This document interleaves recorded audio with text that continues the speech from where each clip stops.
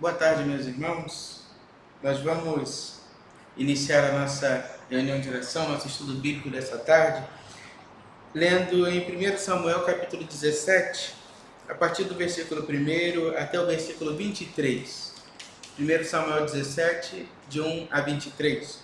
A palavra do Senhor nos diz assim: Ajuntaram os filisteus as suas tropas para a guerra e congregaram-se em Socó, que está em Judá, e acamparam-se entre Socó e Azeca em Éfes-Damim.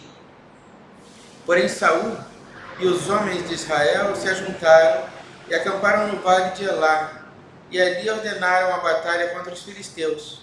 Estavam estes no monte do lado da Lém, e os israelitas no outro monte do lado da Quém, e entre eles o vale.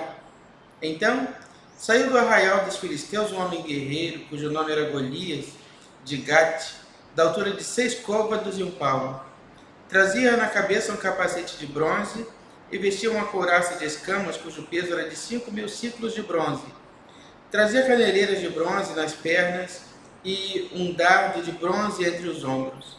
A haste da sua lança era como o eixo do tecelão, e a ponta da sua lança de 600 ciclos de ferro. E diante dele ia o escudeiro. Parou, clamou às tropas de Israel e disse-lhes: Para que saís formando-vos em linha de batalha? Não sou eu filisteu, e vós servos de Saul?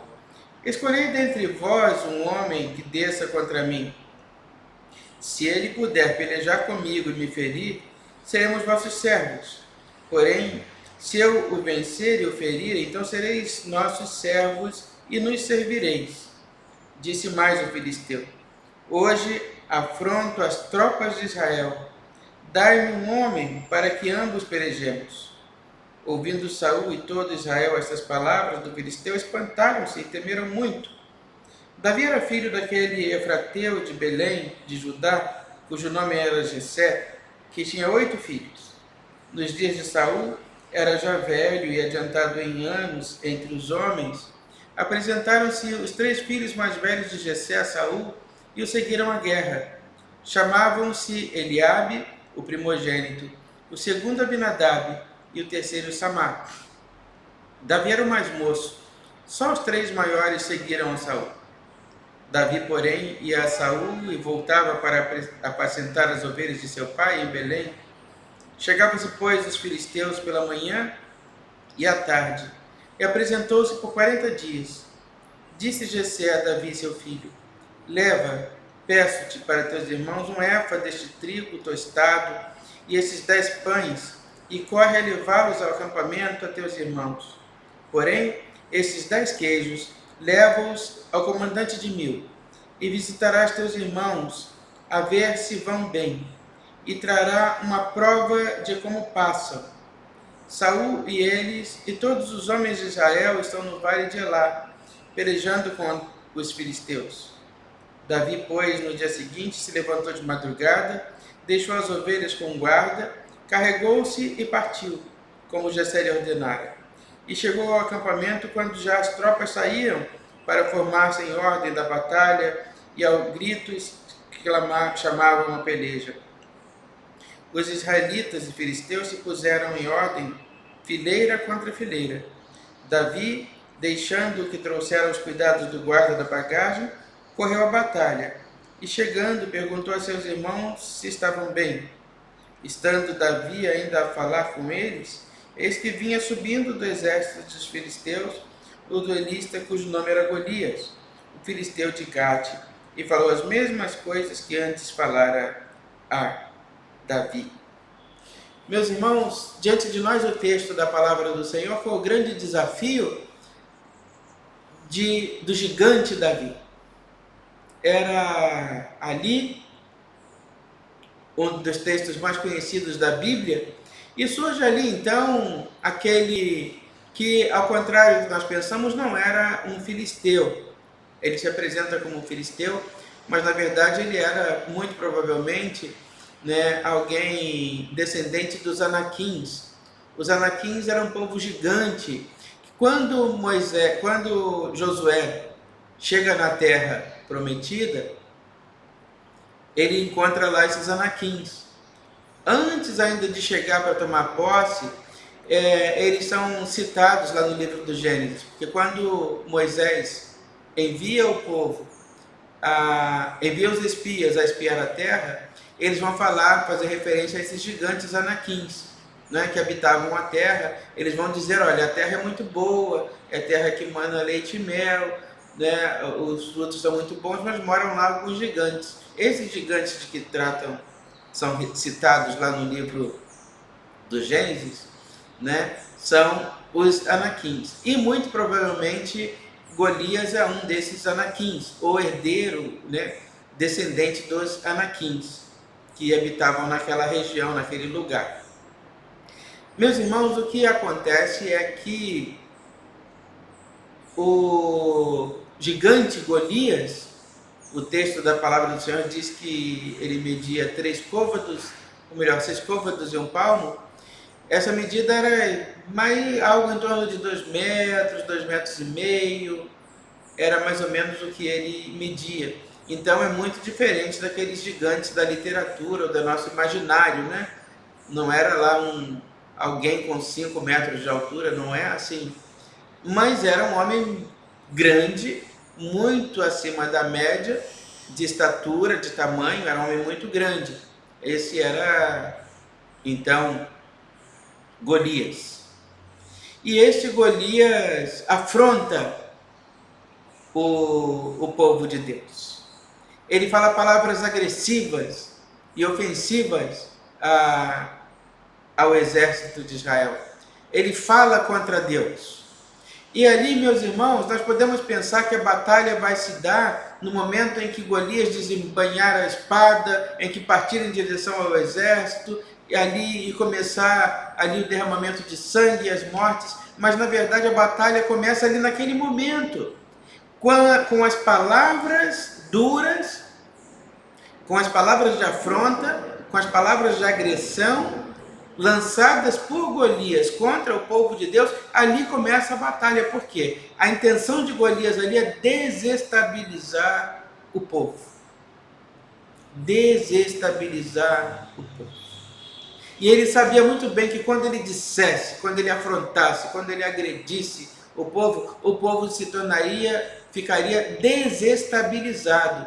E estando desestabilizado, né, seria muito mais fácil derrotá-los. Meus irmãos, os problemas na nossa vida, eles vêm também assim contra nós. Quando eles surgem, antes de nós termos que efetivamente enfrentá-los, as informações que nos chegam a respeito dos problemas, considerar os riscos, considerar as possibilidades, trazem desestabilidade para a nossa vida. Nós ficamos desestabilizados só de saber. Quando nós somos vítimas de uma enfermidade, recebemos um diagnóstico ruim de uma enfermidade que vem, antes mesmo de começar o tratamento, seja ele cirúrgico, seja ele apenas medicamentoso, a simples informação de que a enfermidade existe é suficiente para nos desestabilizar, para nos tirar o prumo, para nos tirar a paz, para nos deixar preocupados e nervosos. E aí, quando nós estamos desestabilizados, tudo é mais difícil. Qualquer luta é mais difícil de vencer, de enfrentar e vencer, quando nós estamos desestabilizados. O que acontece ali com relação a Golias e o exército de Israel é que o objetivo de Golias é esse. Ele poderia chegar simplesmente desembainhando a espada e enfrentando todo mundo, mas ele começa agredindo, ele começa falando palavras duras, palavras que vão, antes de ferir o corpo, vão ferir o espírito, vão ferir a autoestima, vão fazer mal para as pessoas. E assim, meus irmãos, os desestabilizando, fica mais fácil vencer a guerra. É preciso perceber isso quando nós tivermos que enfrentar alguma luta, quando nós tivermos que enfrentar alguma dificuldade, quando nós tivermos que enfrentar algum problema na nossa vida. Nós precisamos compreender que o objetivo daquilo que de ruim, nós tomamos conhecimento que as informações duras que nos são apresentadas, que os problemas que vêm contra nós têm um único objetivo: de nos desestabilizar. E quando conseguem nos desestabilizar, nesse momento, a chance de nós vencermos, ela reduz-se drasticamente. Portanto, a melhor maneira de vencer uma luta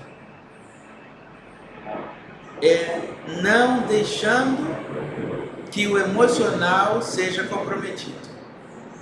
É não deixando que a instabilidade nos abale. As lutas que nós tivemos de enfrentar, elas são nossas. Nós vamos ter que enfrentar. Mas nós não podemos deixar-nos abalar por palavras duras, por pensamentos inconvenientes. Nós precisamos confiar cegamente em Deus e saber que em Deus nós podemos todas as coisas. Como diz a palavra de Deus, tudo posso naquele que me fortalece. Então, se você está enfrentando um grande desafio, um desafio tão grande quanto Golias ou maior do que ele, um problema que se apresente contra você, saiba que Deus está do seu lado. E você não pode deixar se desestabilizar emocionalmente. Emocionalmente, você precisa estar bem. Emocionalmente, você precisa estar em paz. Emocionalmente, você precisa estar tranquilo, para que Deus possa, então, fazer a parte dele, aquilo que compete a ele. O texto da palavra do Senhor fala a respeito também de Davi, que é enviado por Jessé ao encontro dos seus irmãos, para trazer a eles notícias. E lá houve, então, essas afrontas que são repetidas novamente por Golias. Golias, meus irmãos, ele, como eu disse, ele não era filisteu, ele era descendente dos anaquins, e Golias não era mais do que um mercenário. Golias não era mais do que um mercenário, alguém que lutava por dinheiro ao lado dos exércitos dos filisteus. E assim, meus irmãos, as afrontas que nos vêm, aquilo que de mal nos aflige, na maioria das vezes não tem nenhum compromisso, né? É apenas algo que se deixa usar, que se deixa levar para nos desestabilizar, para nos roubar a paz e a alegria. Se você está sendo vítima das afrontas de Golias, saiba que Deus é contigo. Se você está sendo vítima das agressões de Golias, saiba que Deus é contigo. Não se deixe abalar, não se deixe estremecer, não se deixe sofrer por nenhuma dificuldade que te imponha os Golias que surgem na sua vida. Mas saiba, acima de tudo, que maior é Deus. Que Deus nos abençoe e nos guarde nesta tarde e que Ele dê paz ao nosso coração. Senhor nosso Deus, nós te agradecemos porque a Tua presença nos garante paz. Porque nós sabemos, ó Deus, que ainda que Golias seja perigoso, ainda que Golias seja afrontoso, ainda que Golias nos incomode, nos cause dor, tristeza e sofrimento, nós temos, ó Deus, um Deus a quem servimos, que é o Senhor de toda a paz, que é o Senhor da misericórdia, que é o Deus da graça, que é o Deus do amor, que é o Senhor soberano, absoluto sobre todas as coisas e que é o garantidor da nossa vitória. Por isso, Deus, como diz o salmista, por isso não temeremos. E assim nós não tememos, nós acreditamos na força do teu poder. Fortalece-nos, ó Deus, para que possamos viver sempre da melhor maneira possível, sempre confiados na tua palavra, na tua graça, na tua misericórdia. Atende-nos, Pai, nós te oramos nesta hora, em nome de Jesus, que nos ensinou a orar dizendo: Pai nosso que está no céu, santificado seja o teu nome, venha o teu reino e seja feita a tua vontade, assim na terra como no céu. O pão nosso de cada dia nos dai hoje, e perdoa as nossas dívidas, assim como nós perdoamos os nossos devedores. E não nos deixes cair em tentação, mas livra-nos do mal, pois teu é o reino, o poder e a glória para sempre.